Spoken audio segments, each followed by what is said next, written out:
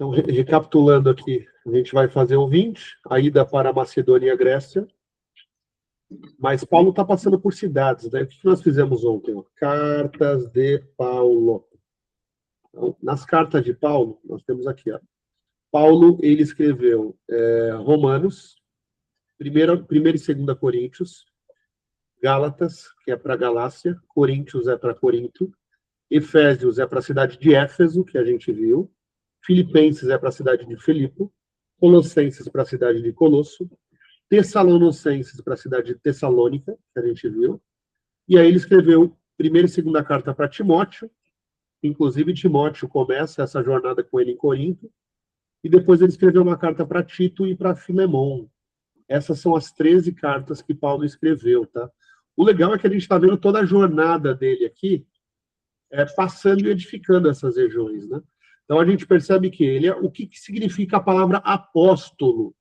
Apóstolo é o homem que tem a direção de Deus. O que significa apóstolo? Vamos ver se o Google realmente... Aqui, ó. Membro da igreja que primeiro pregou a fé cristã em determinado país ou região.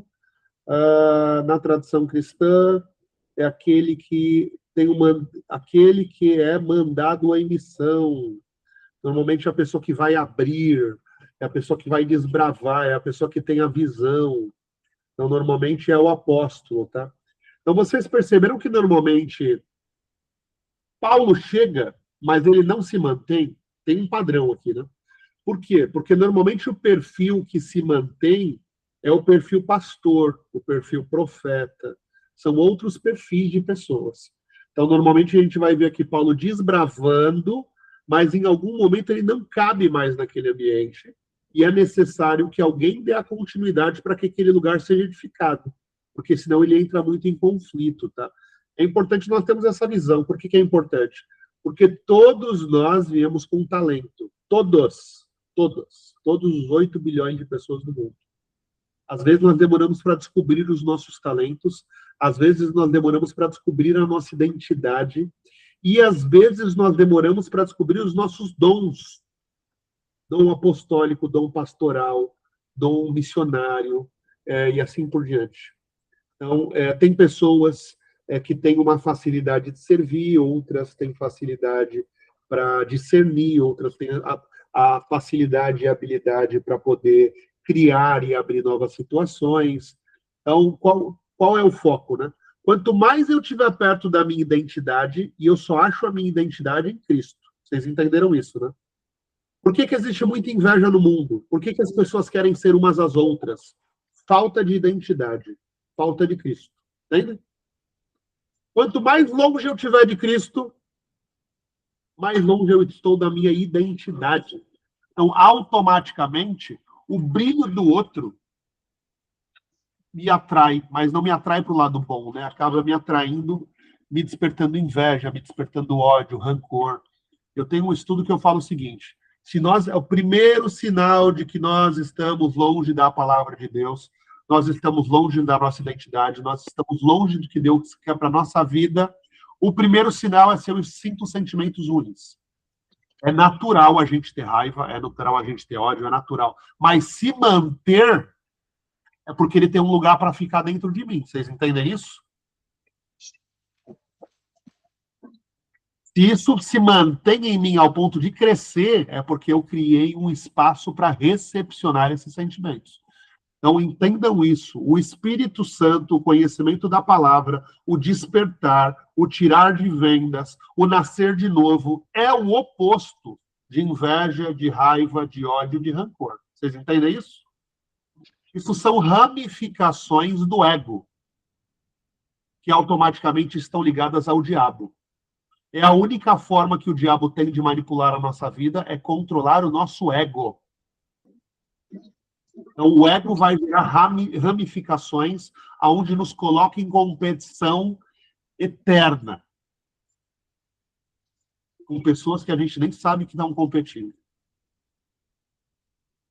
Então, quanto mais nós nos aproximarmos da nossa identidade, mais vocês vão ter essa clareza. Então, aqui nós estamos vendo um cara que tem essa clareza, né?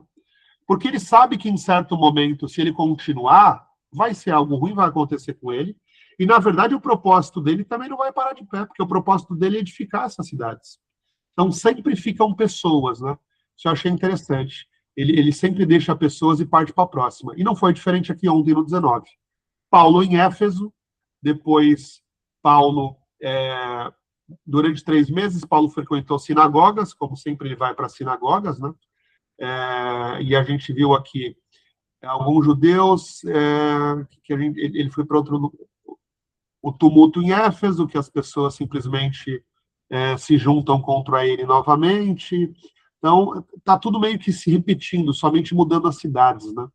A gente viu aqui muito, vou até revisar um pouquinho com vocês, mas o primeiro entendimento de ontem foi o perigo de usar Deus como uma fórmula mágica. Como assim? Quantas vezes agimos como os filhos de Seva, procurando Deus apenas nos momentos de crise profundas, tentando usar a oração ou o seu nome como um feitiço rápido para resolver problemas, sem querer ter intimidade real com Deus? Quantas vezes a gente faz isso? Muitas, hein? Simplesmente a gente só se aprofunda com Deus quando o problema acontece. E aí, deixa eu contar uma coisa para vocês. Deus, ele quer o nosso bem. Então, infelizmente, a gente vai permanecer em problemas o resto da vida. Vocês entendem isso?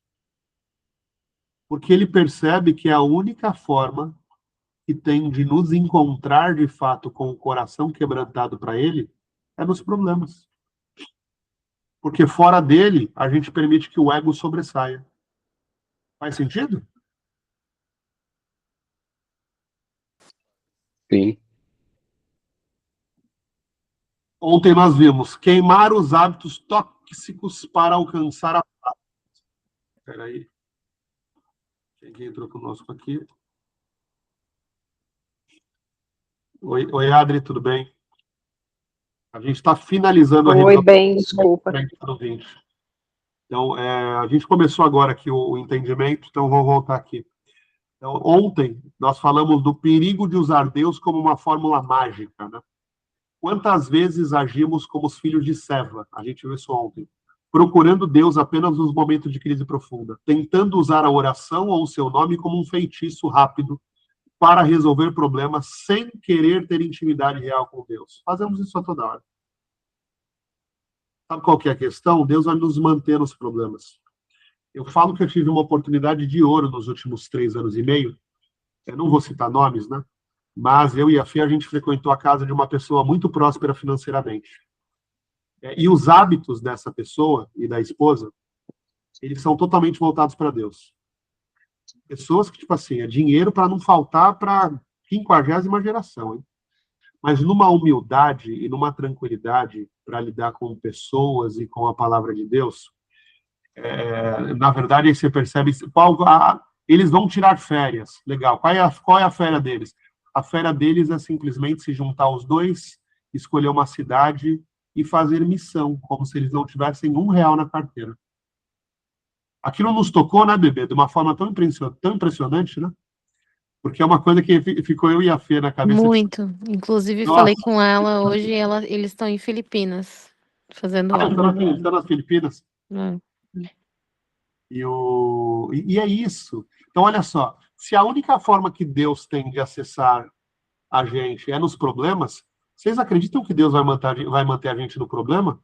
Porque senão ele sabe que o nosso ego vai sobressair tanto que ele nos perde.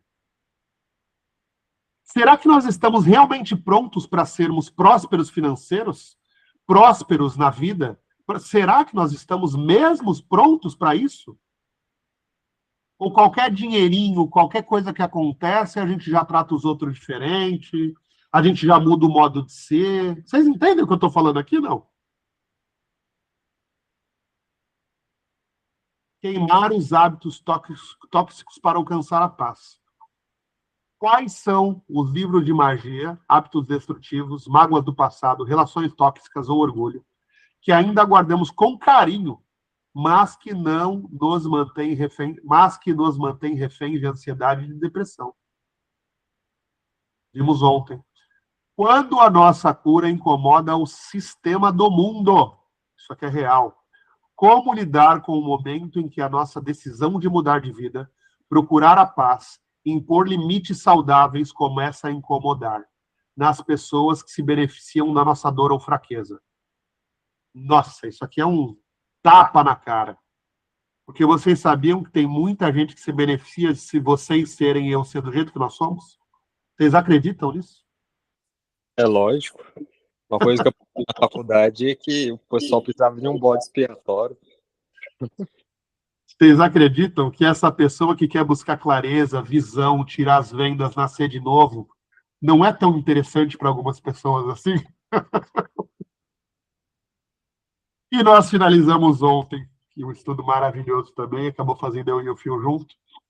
E aí a gente viu lá, Paulo, ele, de novo, né, ele está seguindo para algumas cidades, e agora a gente entra no 20, aonde é a ida dele para Macedônia e para Grécia.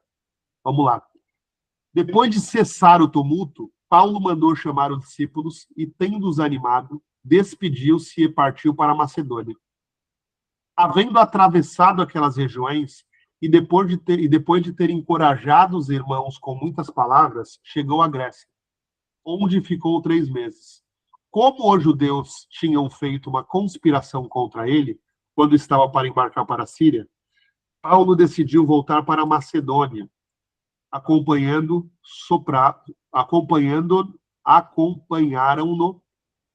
Sópatro, filho de Piro, da Bereia. Olha que legal, né? Já tem gente da Bereia, a gente acabou de falar de Bereia anteontem, né? Seguindo ele aqui, ó. Aristarco e Segundo, de Tessalônica, Gaio, falamos de Tessalônica também, ó, Gaio de Derbe, e Timóteo, bem como Tíquico e Trofimo, da província da Ásia. A gente viu ontem, né, que o Paulo ele chega aí para a região da Turquia, e a Turquia, o Fio teve essa informação ontem, acredito que não sei se todos têm aqui, mas a Turquia, ela é metade Europa, na verdade, a parte menor é Europa, mas a maior parte da Turquia é na Ásia. Vocês sabiam disso, né? Sim? Não? Sabiam, não sabiam? Então, aí, Eu sabia, as pessoas até falam que é Europa, mas não é, né? Só um a pedacinho, né? maior Turquia é asiática, exatamente. Eu achei que era no Oriente, né?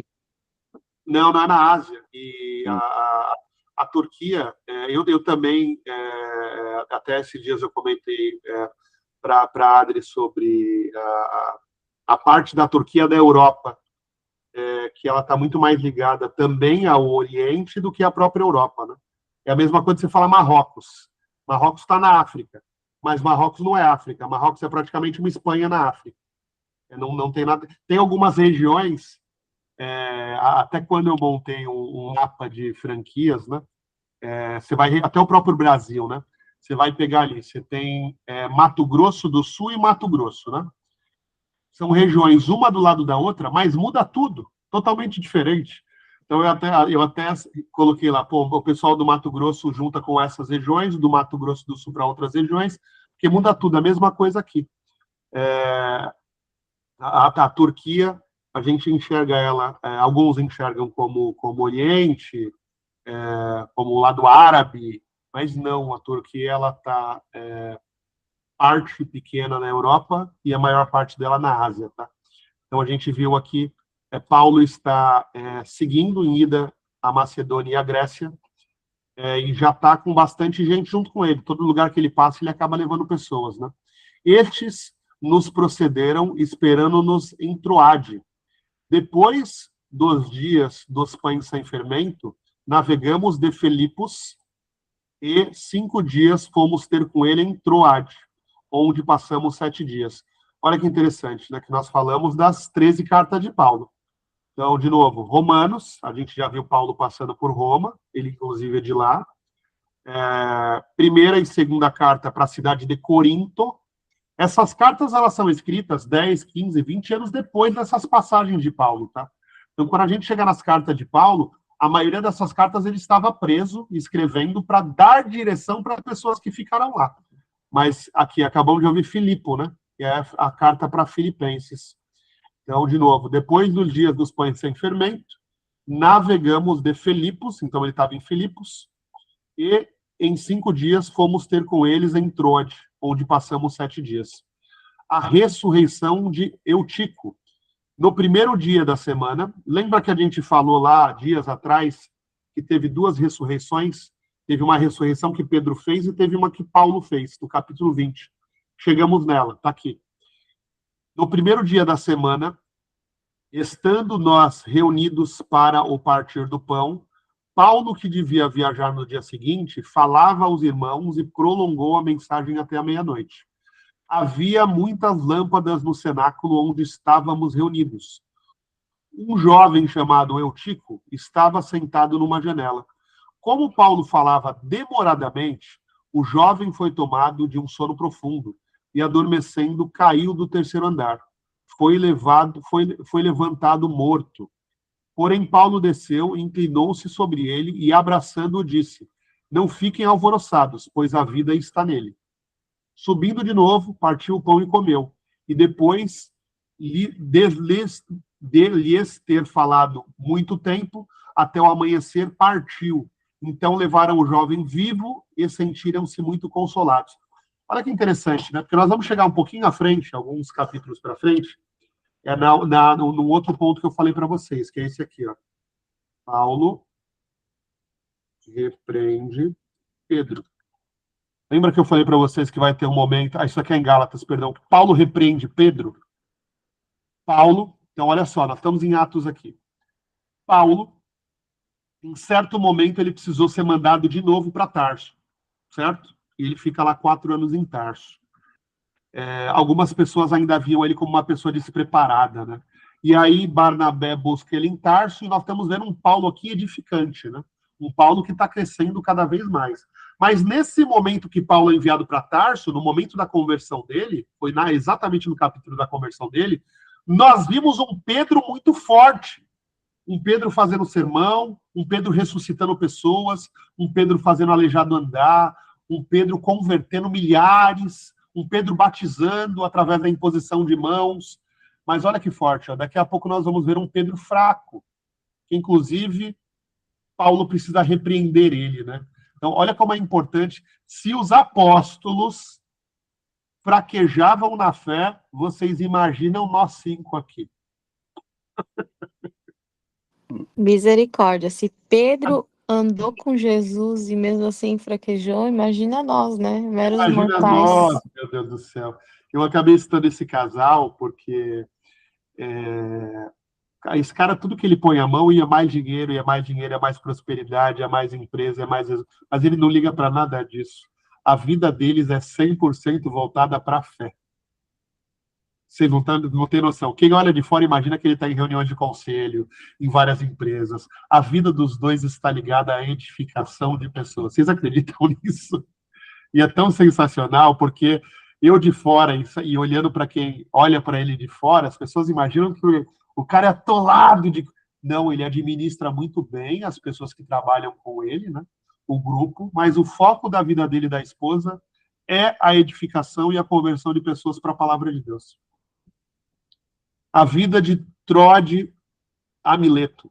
Nós, porém, indo na frente para o navio, navegamos para Assos, onde devíamos receber Paulo, porque ele, querendo ir por terra, assim o havia determinado.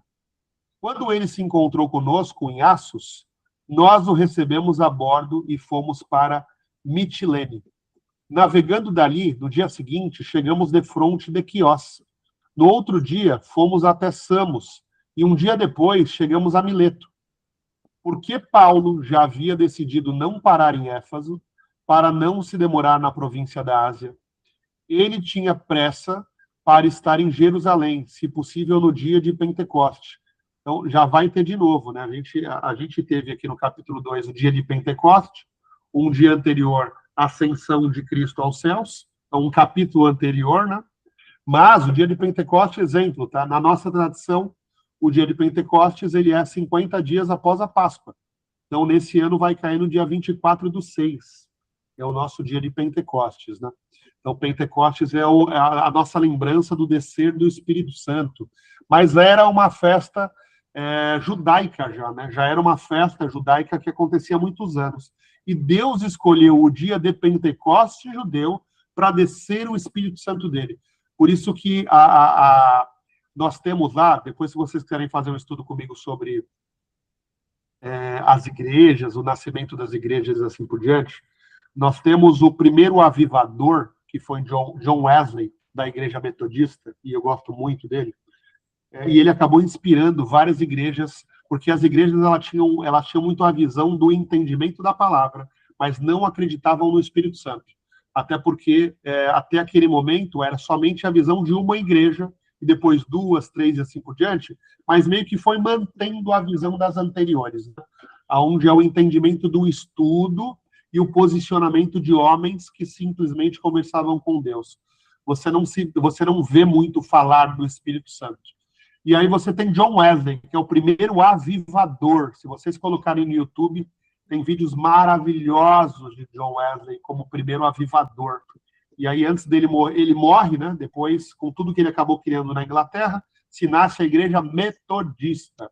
Depois vem a batista, depois vem algumas outras. Mas aí, lá na frente, esse movimento inspirou, no começo de 1900, lá na Califórnia, as primeiras igrejas pentecostais, aonde estava muito mais voltado para o derramar do Espírito, para o falar em línguas, como assim? As pessoas elas se enchiam tanto do Espírito que elas automaticamente falavam línguas estranhas, como é citado, inclusive, na Bíblia, tá? Então, o movimento Pentecoste das igrejas, aí nós temos o mais forte por conta do avivamento, e, inclusive, eles usam esse nome, né? Igrejas pentecostais estão ligadas a um avivamento mais forte do que até mesmo o entendimento da palavra. No meu entendimento, tem que andar em conjunto, vocês compreendem? Eu preciso estar me abastecendo sempre, mas não dá para eu me abastecer se eu não tenho compreensão do livro sagrado. Vocês entendem isso? Faz sentido para vocês? Não. Sim, eu acho que sim, para mim faz. Então, aqui a gente está vendo que Paulo viaja, fazendo várias viagens, deixando pessoas, né? E aqui ele para e queria voltar para Jerusalém para, se possível, estar lá no dia de Pentecostes. O discurso de Paulo aos presbíteros de Éfeso. Outro ponto, lembra que a gente falou que ele sempre vai para as cidades e ele deixa pessoas? E a gente, em alguns capítulos anteriores, entendeu que o presbítero é a pessoa que está pronta para dar continuidade sem a necessidade do líder, sem a necessidade do apóstolo, sem a necessidade de quem abriu, de quem desbravou. Então, Paulo desbravou, ele trouxe discípulos junto com ele, mas alguns dos discípulos, eles acabaram se tornando presbíteros na palavra, que são pessoas que poderiam dar sequência naquele entendimento, às vezes trazendo até da mesma forma que Paulo trazia. Então, aqui é o discurso de Paulo aos presbíteros de Éfeso, isso antes da viagem dele para voltar para Jerusalém, para ir para o dia de Pentecostes. De Mileto mandou a Éfeso chamar os presbíteros da igreja.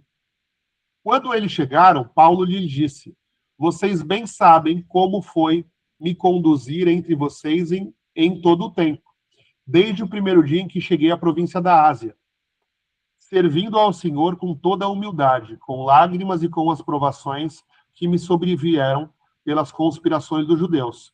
Sabem também que não deixei de anunciar coisa alguma que fosse proveitosa, ensinando-as publicamente e de casa em casa, testificando também a judeus como a gregos o arrependimento para com Deus e a fé com o nosso Senhor Jesus. E agora, constrangido em meu espírito, vou para Jerusalém, não sabendo o que ali me acontecerá, a não ser que o Espírito Santo, de cidade em cidade, me atesta que prisões e tribulações me esperam. Porém, em nada considero a vida preciosa para mim mesmo, contanto que eu complete a minha carreira e o ministério que recebi do Senhor Jesus para testemunhar o evangelho da graça de Deus. Porém, em nada considero a vida preciosa para mim mesmo. É muito forte, né? Porque, de novo, nós estamos vivendo nessa terra. É bom viajar, é bom consumir, é bom morar bem, é bom conseguir se locomover bem, é bom tantas coisas. mas isso é posterior a gente entender o que nós estamos fazendo aqui. Porque se eu sei que eu vou morrer, a minha vida é olhar para o meu umbigo e juntar coisa, algum entendimento da vida eu não tive. Vocês concordam ou não? Sim. Oi, Phil? Sim, falei, eu só concordei. Mas é aquilo, né? A gente pode viver esses momentos, né? Eu ainda não vivi, quero. Não, mas você tem que querer. Eu acabei de dar um exemplo para vocês, é para não citar nome, eu acabei de dar um exemplo para vocês de um cara extremamente próspero. Se ele quiser comprar uma Maserati agora, ele simplesmente compra. Se ele quiser comprar a casa de 100 milhões, ele compra. Se ele quiser fazer o que ele quiser, ele faz. É que ele já entendeu, ó. Oi? É que ele já entendeu. Mas Marcos. o foco da vida desse homem é a edificação da palavra de Deus. E eu precisava passar pela vida dele durante alguns anos com essa proximidade, porque a gente tem que se inspirar nas coisas boas que as pessoas fazem, né? Normalmente o ser humano ele está tão acostumado a falar mal um do outro, vocês já perceberam? A gente tem que aprender a falar bem também um do outro, né? E também tem que aprender a entender o bem que tem na vida do outro também. Então, tipo assim, me inspirou bastante. Eu e a minha esposa, a gente já tem essa comunhão entre a gente, mas olhar e falar, tipo assim, em algum momento nós olhamos e falamos, será que a vida é sobre ganhar dinheiro e tal? E não tem, hoje eu vejo que não tem nada a ver uma coisa com a outra.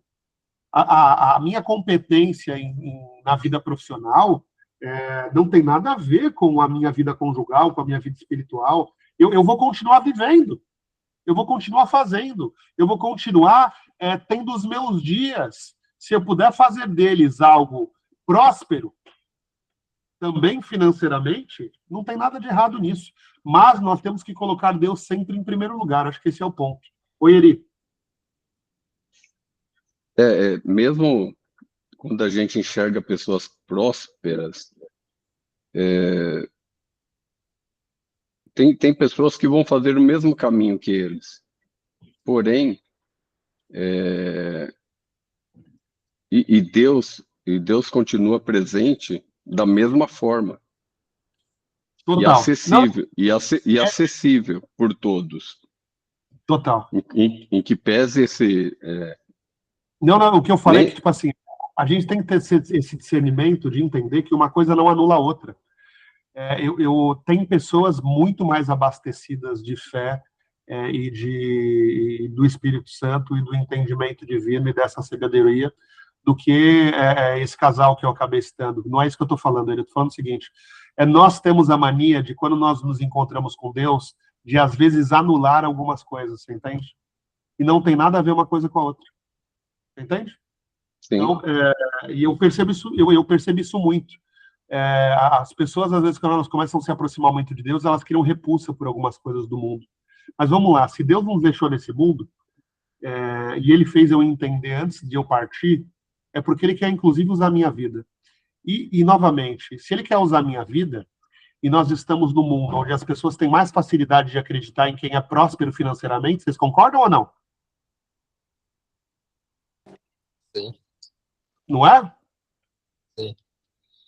Então, se eu uso isso, inclusive, para edificar a palavra de Deus, bingo, é isso que virou na minha cabeça de uma forma extremamente impressionante. Eu não preciso anular a minha vida profissional, eu não preciso anular a minha vida financeira, porque hoje eu entendi que a minha prioridade é Cristo.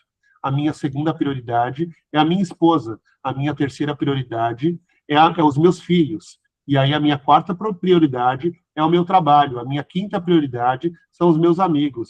Vocês entendem? Eu tenho claras as minhas prioridades. Entende? Então, novamente, antes da minha comunhão com a minha esposa, é a minha comunhão com Deus. E aí depois não existe ninguém mais importante nessa vida do que ela. Entende? Se eu não encaixo essas coisas do jeito certo, que está na Bíblia, que é o que Deus espera para as nossas vidas, eu não vou encontrar a minha identidade. Se eu inverto essas posições, eu não vou encontrar a minha identidade. Porque eu só vou chegar no ápice do que eu posso viver nessa vida se eu equalizo. Entende? Vocês já montaram um Lego? Sim. Legal. Se não encaixar uma peça na outra, não vai montar a casinha. Não adianta, não vai fazer acontecer. Não adianta você forçar uma peça na outra. Não vai, não vai. A torre só vai crescer se você pôr uma em cima da outra do jeito certo. É a mesma coisa. Então, nós precisamos equalizar isso na nossa vida, entende? Então, tipo assim, a fé é a mesma coisa, é a mesma visão, novamente. Se ela não entender que ela precisa estar com a fé dela focada antes de mim. Entende? É normal. Mas se ela não entender que a relação que ela escolheu para ela viver, que o marido dela é mais importante do que os filhos, e se eu não entender que a minha esposa é mais importante que os filhos, por que isso? Porque eu estou criando os meus filhos para serem adultos. Vocês entendem isso ou não? Eu não estou criando meus filhos para ficarem debaixo das minhas asas. Então, se eu não ensino eles corretamente, eu crio um monte de gente dependente. São essas pessoas que fazem besteira no mundo. Infelizmente. São essas pessoas que vão fazer besteira no mundo. Porque cresceram inseguras, cresceram com medo, cresceram sem... Vocês entendem o que eu estou falando ou não? Então, o que nós vamos... até entramos...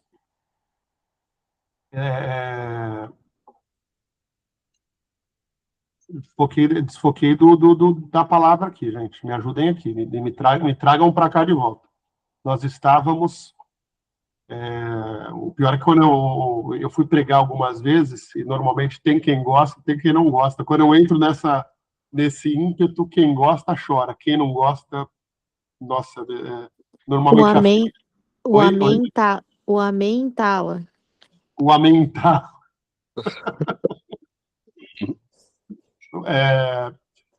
Vamos lá, o discurso de Paulo em Mileto, a gente estava aqui. Então, ele juntou os presbíteros deles, os homens que estavam prontos para tocar a cidade de Éfeso, e automaticamente falou com eles antes de partir para Jerusalém, para o dia de Pentecostes.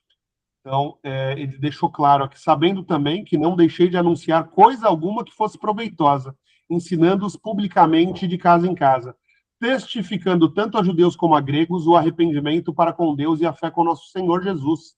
E agora, constrangido em meu espírito, vou para Jerusalém, não sabendo o que ali me acontecerá, a não ser que o Espírito Santo, de cidade em cidade, me ateste que prisões e tribulações me esperam. Porém, em nada considero a vida preciosa para mim, contanto que eu complete a minha carreira e o meu ministério que recebi do Senhor Jesus para testemunhar o evangelho da graça de Deus. Agora eu sei que todos vocês, no meio dos quais passei pregando o reino, não verão mais o meu rosto. Agora eu sei que todos vocês, no meio dos quais passei pregando o reino, não verão mais o meu rosto. Olha que forte, né? Porque o que ele está falando aqui, ó. E agora, constrangido em meu espírito, vou para Jerusalém, não sabendo o que ali me acontecerá, a não ser que o Espírito Santo, de cidade em cidade, me ateste que prisões e tribulações me esperam. Ele já sabia que ele ia ser preso, né? Basicamente isso. Porém, em nada considero... Ele já está falando aqui, ó, tá tudo bem, eu já sei que eu vou ser preso e eu vou para ser preso. Tá tudo certo. Porém, em nada considero que a vida preciosa para mim, contanto que eu Na verdade, já fazia parte do propósito dele ser preso. Desde o início, ele já sabia que esse momento ia chegar, né? Já, agora eu sei que todos vocês, no meio dos quais passei pregando o reino, não verão mais o meu rosto. Portanto, no dia de hoje, eu lhe declaro que estou inocente do sangue de todos vocês, porque não deixei de anunciar a vocês todo o conselho de Deus. Nada como botar a cabeça no travesseiro, gente. A vida pode bater na gente do jeito que for. Se você tem sabedoria e consciência para entender o que você está fazendo, nada como deitar a cabeça no travesseiro. Portanto, no dia de hoje, eu lhes declaro que estou inocente do sangue de todos, porque não deixei de anunciar a vocês o conselho de Deus, o evangelho. Cuidem de vocês mesmos e todos o rebanho de todo o rebanho sobre o qual o Espírito os colocou como bispos, para pastorearem a igreja de Deus, a qual ele comprou com o seu próprio sangue. Eu sei que, depois da minha partida, aparecerão no meio de vocês lobos vorazes. É o povo sem o apóstolo. Lembra que eu falei para vocês? Ele vai escrever cartas para adicionar a igreja, para direcionar a igreja, mas já não tem mais a cobertura de Paulo, porque Paulo vai preso, né? Então, eu sei que, depois da minha partida, aparecerão no meio de vocês lobos vorazes, que não pouparão o rebanho, e que até mesmo no meio de vocês se levantarão homens falando coisas pervertidas para arrancar os discípulos atrás de si. Portanto, vigiem, lembrando que, durante 3 anos, noite e dia, não cessei de admoestar com lágrimas cada um de vocês. Agora, pois, eu os entrego a Deus e a palavra da sua graça, que tem poder para edificar e dar herança a todos os que são santificados. De ninguém cobicei prata, ouro ou roupa. Vocês mesmos sabem que estas mãos serviram para o que era necessário a mim e aos que estavam comigo. Em tudo tenho mostrado a vocês que trabalham assim, é preciso socorrer os necessitados e lembrar das palavras do próprio Senhor Jesus. Mas bem-aventurado é dar do que receber. Tenho dito essas coisas. Paulo ajoelhou-se com todos eles e orou. Houve muito choro entre todos, e abraçando Paulo, o beijaram. O que mais os entristecia era a palavra que ele tinha dito, que não mais veria o rosto dele, e o acompanharam até o navio sentido Jerusalém. Vocês viram em alguma... Aqui Paulo está indo para Jerusalém. O livro de Atos, faltam 8 capítulos para acabar, mas o livro de Atos ele vai terminar com Paulo preso em uma prisão domiciliar, né?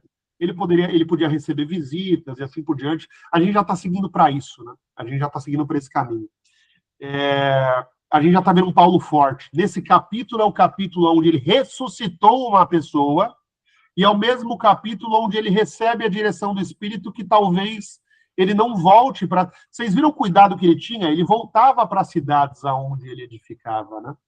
Então, ele já sabe que ele não vai voltar mais, né? A gente vê um tom de despedida aqui. É basicamente uma carta. Ele tá trazendo aqui o discurso de Paulo aos presbíteros, mas é basicamente uma despedida, né? Tipo, eles vão sim ouvir falar de Paulo, mas eles vão ouvir falar de Paulo aonde? Na carta aos Efésios. Paulo escreve uma carta aos Efésios, já preso, né? Então, em outro momento. Então, para poder direcionar. Então, se houve necessidade de pessoas visitarem ele para falar, Paulo, as pessoas precisam da sua direção, é porque desandou como é que fala lá? Minha avó falava um negócio tão legal. Desandou desandou o doce, hein? Vocês concordam? Se houve necessidade de pessoas visitarem ele preso para falar, Paulo do céu, as pessoas precisam de você lá em Éfeso, as pessoas precisam de você lá em Corinto, as pessoas precisam é porque desandou o doce. E realmente as pessoas se perderam e precisavam da direção de novo. Lembra que eu falei para vocês que tem uns que é direção, tem outros que é cuidado, tem outros que é profecia, e assim por diante. A gente precisa entender o nosso chamado de forma muito clara. E é o que a gente viu aqui. Ponto importante, tá? Até perguntar para vocês. Vocês perceberam que nenhum desses momentos, nós vimos Paulo falar sobre ele ter matado cristãos, nós vimos Paulo falar dele antes da conversão. Vocês perceberam isso ou não?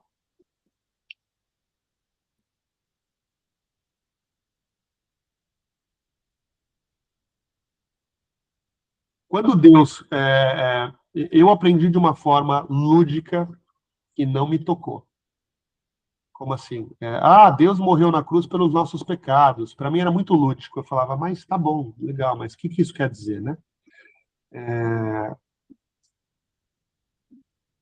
Quando nós nascemos de novo, a venda cai e nos traz uma clareza tão grande que a gente olha para trás e fala, meu Deus, eu estava vivendo no automático.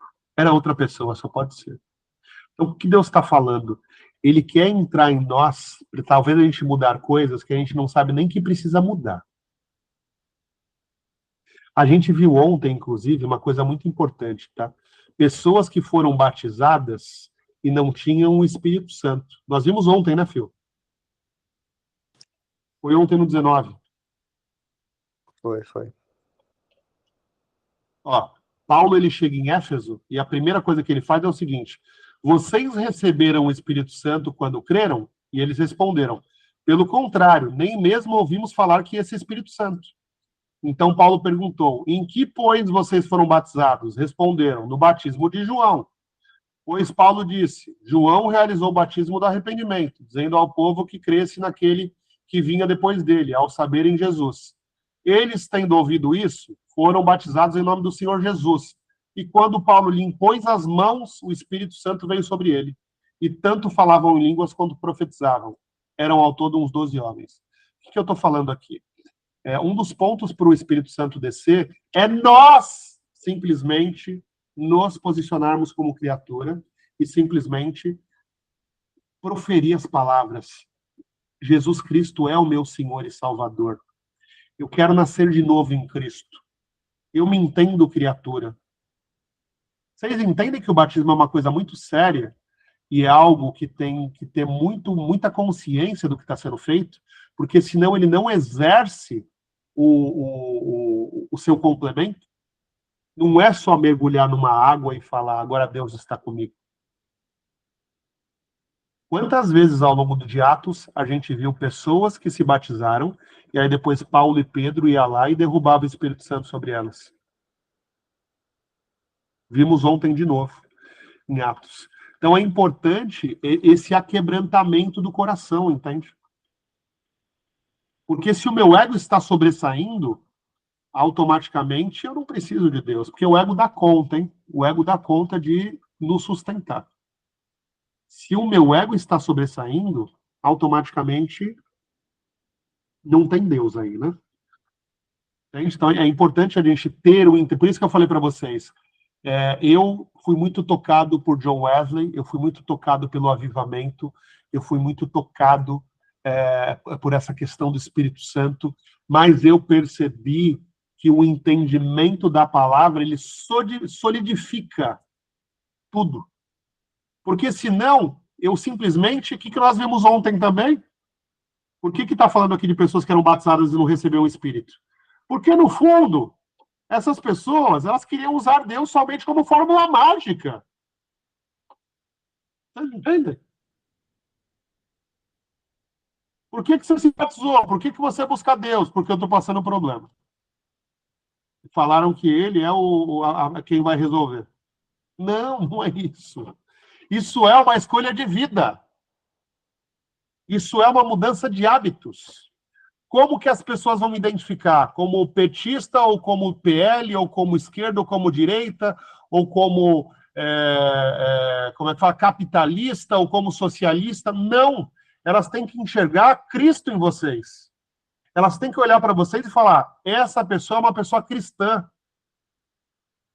Ah, o Erivaldo é advogado, a Adriana é do mercado financeiro, o Marcos é um cara de negócios, o Phil é um cara de criação, a Fernanda é uma nutricionista. Isso não vale nada, vocês entendem? A partir do momento que nós decidimos seguir Cristo, a primeira coisa que tem que ser vista nas nossas vidas é Cristo. O resto é secundário. Vocês entendem isso? Vocês estão prontos para isso? Essa é a dificuldade de viver com Cristo. Vocês estão prontos para tudo que hoje vocês são? Porque existe uma pesquisa que fizeram que é o seguinte: senta com qualquer pessoa e pergunta para essa pessoa, quem é ela? Ou a pessoa vai falar sobre a vida em casa, ou a pessoa vai falar sobre a vida profissional. Ah, eu sou mãe, eu sou pai. Ou a pessoa vai falar, ah, eu sou médico, eu sou policial, eu sou advogado, eu sou empresário, eu sou... Normalmente, essas coisas vão nos definir ao ponto de nós não acharmos nossa identidade. Quantas pessoas vocês já viram que eram tão focadas na vida profissional e aí são mandadas embora? Ou acontece algum problema? A Fê, esses dias, me citou um tio dela lá de Chapecó, que 30 e poucos anos se aposentou e aí pegou a rescisão, e aí armaram de roubar a pessoa, essa pessoa lá de Chapecó, para pegar a rescisão dela, e a pessoa infartou e morreu. A pessoa demorou 30 e poucos anos, porque na cabeça dela ela ia se aposentar, pegar aquele dinheiro, deram um golpe nela, e aí ela me infarta 2 dias depois desse golpe ainda. Vocês entendem isso? Eu acho que na vida de vocês têm histórias também, de pessoas que a partir do momento que a profissão acaba, a maternidade acaba, a paternidade acaba, as pessoas apagam. Quando vocês escolhem viver Cristo, vocês precisam se aprofundar em entender e se batizarem com essa intenção. Eu agora sou um vaso a transbordar na minha e na vida de outras pessoas. Estamos todos aqui dispostos a isso? Ou nós queremos, como a gente viu ontem no 19, somente um Deus que bote a nossa vida em ordem? Entende? Entende? Porque é uma palavra que você não vai escutar numa igreja, desse jeito que eu estou falando aqui. Mas eu entendi que Deus quer me usar para isso. Para simplesmente tirar as pessoas do muro. Entende? É isso mesmo que vocês querem? Vocês querem mesmo se aprofundar nessa palavra? Vocês querem mesmo nascer de novo? Vocês querem mesmo seguir Cristo? Vocês querem mesmo ser identificados por cristãos, depois serem identificados por qualquer porcaria? Vocês estão dispostos a isso? Sim. Entende? É isso.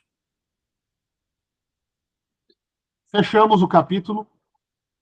Atos 20, Paulo de novo, seguindo a sua trajetória, ele fecha a trajetória aqui, ele ressuscita uma pessoa, e a gente vê um discurso dele para os presbíteros de Éfeso, bem em tom de despedida, né?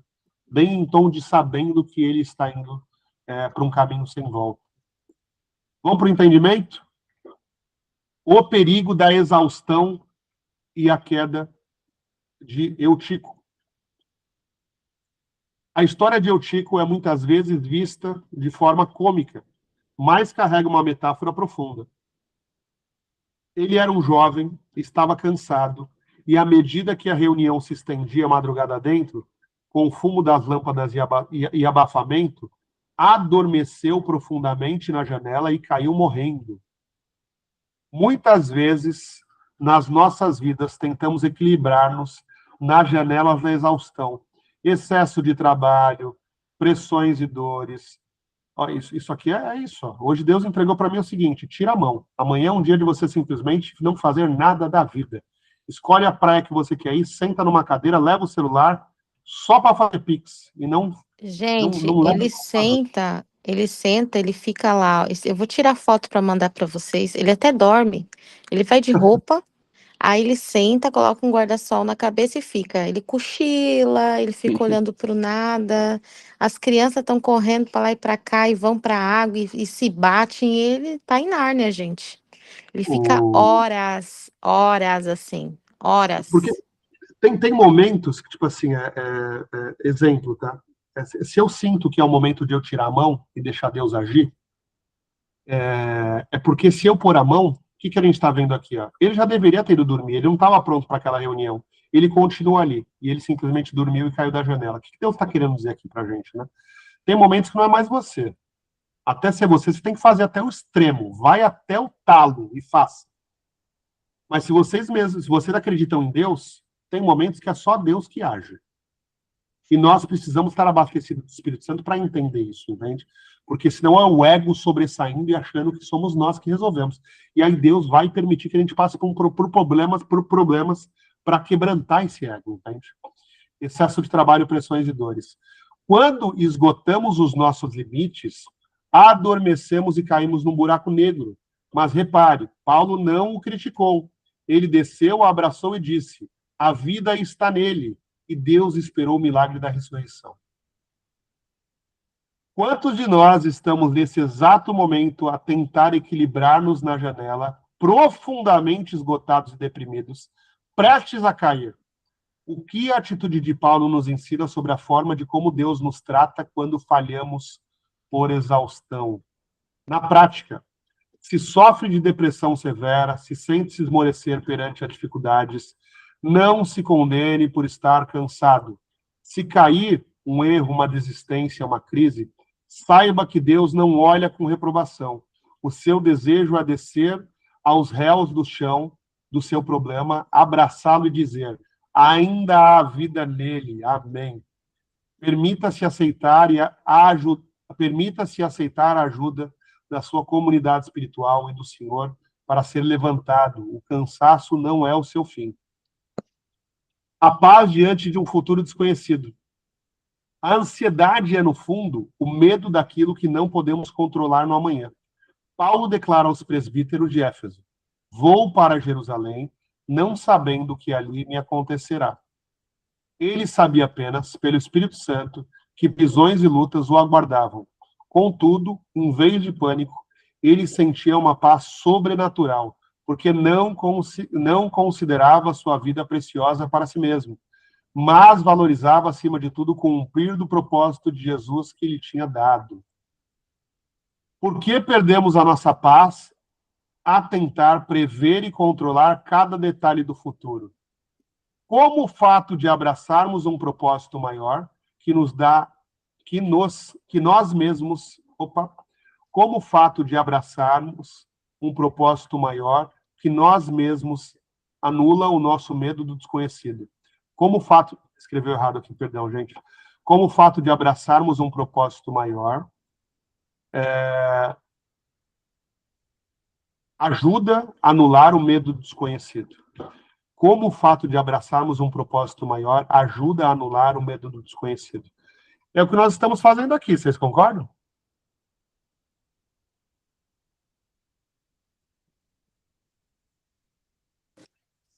Sim. Entende? Eu tenho uma frase que eu falo: mais um lindo dia para mudarmos tudo para sempre. Eu criei essa frase exatamente em agosto de 2021, quando eu passei por um problema extremamente grave. Espero nunca mais passar por algo como aquilo na vida. Eu estou resolvendo um probleminha pequeno agora, que não chega nem perto do que foi aquilo. Mas eu criei essa frase porque eu falei o seguinte: se eu for olhar para 10 dias para frente, eu desisto.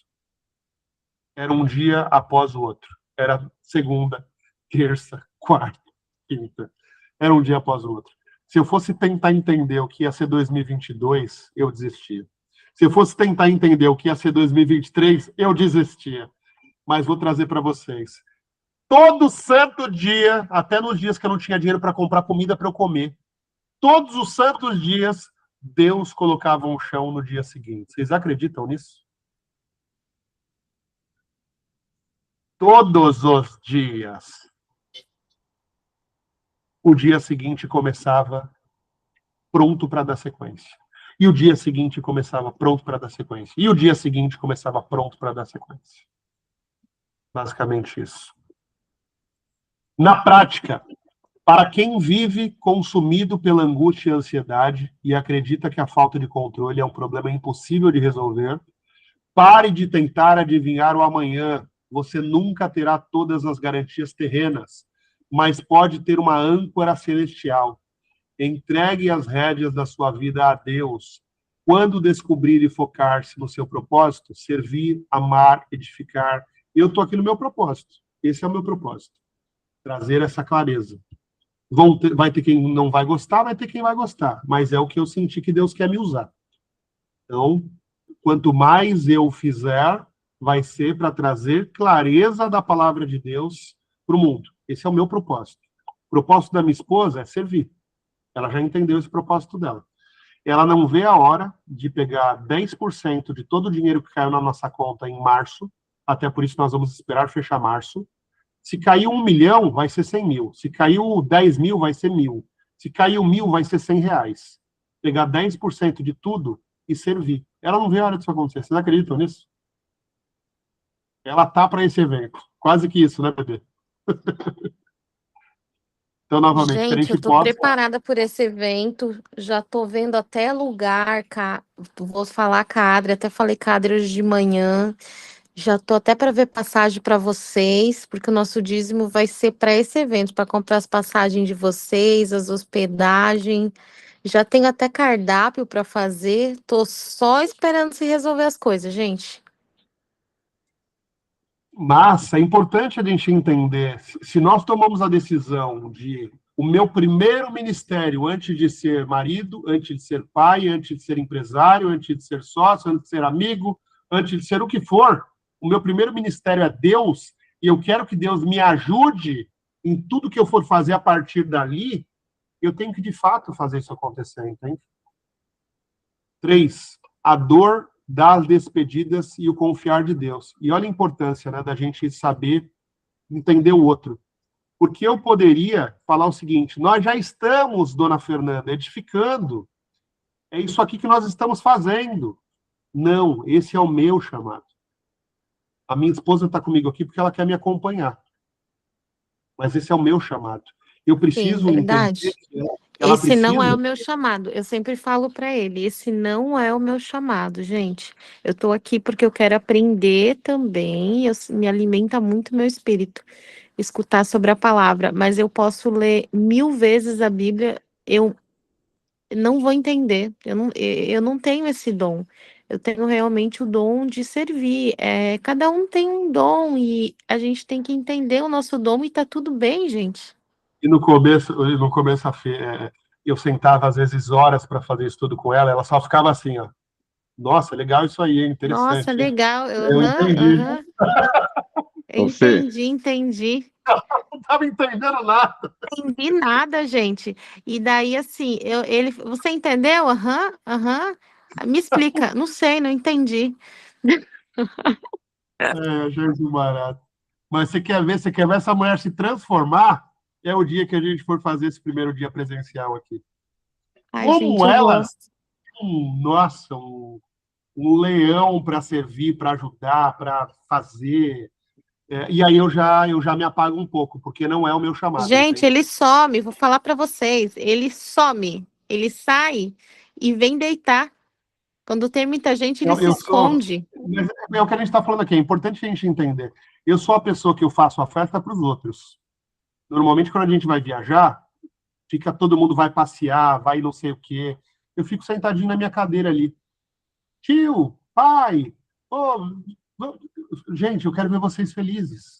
Tipo assim, No só de eu ver que tá aniversário todo das mundo feliz, crianças, eu vou contar. No aniversário das crianças, gente, não dá 10 minutos que chegou alguém, ele some. Ele some. Eu vou procurar ele, ele tá deitado, bem quietinho. mas a Fê faz algumas festas que ela consegue enfiar quase 100 pessoas dentro de casa. Lá em Santos, no apartamento, era assim. E aí, daqui a pouco, criança para tudo que é lado. Bela festa, eu consegui proporcionar festa, cumprimento todo mundo. Quando for o bolo, só me chama que eu venho cortar para comer o bolo junto. Eu não sou essa pessoa de estar com 100 pessoas conversando e pula para cá, e não sou. Então, olha que importante, né?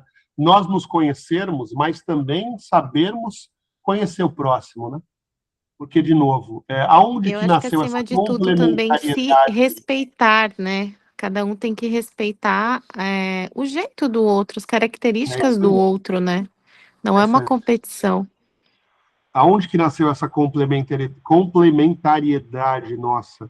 Do respeito um pelo outro, porque nós somos diferentes. E exatamente a gente começou a entender, aí é Deus, né, que eu falo que ilumina, de entender que um complementa o outro, né? E Deus, ele vai montando esse Lego. Lembra que eu falei para vocês de Lego? Deus vai montando esse Lego aos poucos, entende? Porque nós não somos, o ego, ele quer nos mostrar que nós damos conta de tudo, que nós somos muito fortes. E no fundo, dentro, a gente vai ficando fraco. E Deus quer falar o contrário, Deus quer nos deixar forte na fé, no entendimento, no conhecimento, e trazer pessoas para agregarem na nossa vida. Eu olho para trás, eu não consigo me ver outra pessoa que não essa pessoa que eu sou hoje. E olha que eu passo um monte de problema, até maior do que os problemas que eu já passei em outras fases da vida. Mas em paz, porque eu estou achando cada vez mais essa identidade que eu falei para vocês. Então, finalizando aqui, a dor das despedidas e o confiar em Deus, né? Como lidar com os... Olha só que forte isso aqui, hein? O capítulo termina com uma das cenas mais emotivas do Novo Testamento. Paulo despede-se dos amigos e parceiros de ministério. Eles ajoelham-se chorando junto e beijam-se com a tristeza profunda de saberem que não voltariam a ver seu rosto. Paulo amava-os, mas sabia que a sua missão era partir. A chave está no versículo 32. Agora, pois, eu os entrego a Deus e a palavra da sua graça. Ele não os entregou a sua própria sabedoria, mas as mãos seguras de Deus. Ele sabia que ele era um instrumento, né? Vamos lá. Como lidar com os fins e ciclos, o luto, as separações dolorosas na nossa vida sem perder a esperança. Como entregar a Deus, como a entrega a Deus nos ajuda a soltar quem amamos. Como entregar a Deus nos ajuda a soltar quem amamos, na prática. Se achar que a vida perdeu sentido por causa de um término, uma desilusão, de um luto, ou se os seus filhos estão a seguir o seu próprio caminho, o sentimento de vazio tenta dominá-lo. Chore, viva a sua dor, como eles choraram com Paulo, mas não fique preso nela. O melhor ato de amor que pode fazer pelas pessoas que tiveram de sair da sua vida e por si próprio é entregá-las a Deus e a sua graça. Deus é capaz de edificar a sua própria vida, mesmo depois da maior das despedidas. Forte isso, hein? Então, como sempre, mais um capítulo extremamente edificante, né? O perigo da exaustão. A gente viu aqui Paulo ressuscitando uma pessoa que se permitiu estar num ambiente e chegar à exaustão de cair e morrer, mas o que é essa metáfora dessa ressurreição, né? Essa questão de, né, se nós estamos com a intenção correta, Deus ele não vai permitir que a gente simplesmente caia e não volte, né? Ele vai estar nos amparando. A paz diante de um futuro desconhecido, a gente viu aqui. Então, por que perdemos a nossa paz ao tentar prever e controlar cada detalhe do futuro? Nós não sabemos. De fato, nós não sabemos. Na verdade, nós não sabemos o que vai ser o dia de amanhã. Até por isso, o dom da vida ele é precioso, né? Porque o descansar ele está muito ligado a essa recuperação. E aí a gente vai de novo. Sabe qual que é o problema de novo? Que a gente carrega o ontem. Porque se eu for de novo amanhã com a cabeça de quem vai resolver o amanhã, eu resolvo tudo. O problema é que eu carrego o ontem junto comigo. E a dor das despedidas e o confiar em Deus. A gente precisa saber fechar ciclos, a gente precisa saber trabalhar essa questão dolorosa de luto, de separações, de perda, de fechamento de ciclos. Com Deus, ela vai se tornar muito mais simples e muito mais fácil, né? Queridos, fechamos mais um belíssimo capítulo. E todos, né? Ter esse cuidado de estar entendendo Atos junto com vocês, está me edificando muito, espero que esteja edificando vocês também. Fechamos mais um belíssimo capítulo, eu vou compartilhar no nosso grupo, o 19 e o 20, que eu acabei não compartilhando ontem. Hoje eu vou pedir para a dona Adriana fazer uma oração para a gente. Dona Adriana Romanovski, está com a gente aqui, Adri?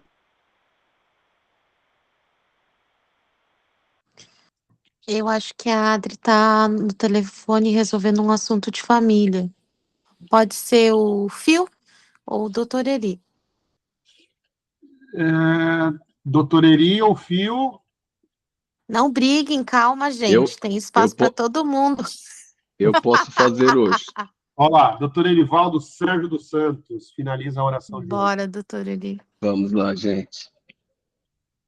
Senhor nosso Deus, obrigado por este momento que estivemos juntos estudando a Tua Palavra. Assim como o Senhor guiou a igreja nesse livro de Atos, pedimos que o Teu Espírito Santo também nos guie em nossas vidas. Que aquilo que aprendemos hoje fortaleça a nossa fé, transforme os nossos corações e nos ajude a viver mais perto desses amigos do Senhor. Abençoa cada pessoa aqui presente e também suas famílias, que possamos sair daqui fortalecidos na sua fé na fé, na sua fé, e firmes no teu propósito. Que teu Espírito Santo nos guie durante toda essa semana, Senhor. Em nome de Jesus, amém. Amém. Amém, gente. Obrigado. Bebê, obrigado. Felipe de Tarso, obrigado. Eu já vou sentar com a Fê e com a Adri para entender quando que a gente vai fazer o presencial, até para que todos possam se organizar e consigam vir. A gente está falando aqui, ó, da primeira semana de abril. A gente tem um sábado que é o dia 4. Vamos imaginar aqui, até porque tem outras pessoas daqui também da região. Acho que vai ser um dia bem legal, até para a gente começar a unir novas pessoas para fazer com que o estudo seja um pouco... tenham mais pessoas conosco aqui, mas vamos deixar pré-reservado, bebê, depois aí você combina com a Adri, para o dia 4, para um sábado, a gente passar o dia juntos. Mas Um é sábado, porque é dia antes 4. da Páscoa. Eu tinha pensado também, mas a Páscoa é dia 5, não é? Certeza? Não, eu não faço ideia. Eu também não, mas eu tô vendo aqui no calendário. Se a Páscoa é dia 5, tem que ser antes da Páscoa. Ou depois. Não, eu acho que na semana depois então. Tipo, dia 11. Deixa eu ver aqui, março, dia 11. Dia 11 é uma data boa. Eu acho que Dia- é bom. Se para todo mundo for bom, eu começo a me organizar também aqui. Apesar que a gente fazer um domingo de Páscoa com um dia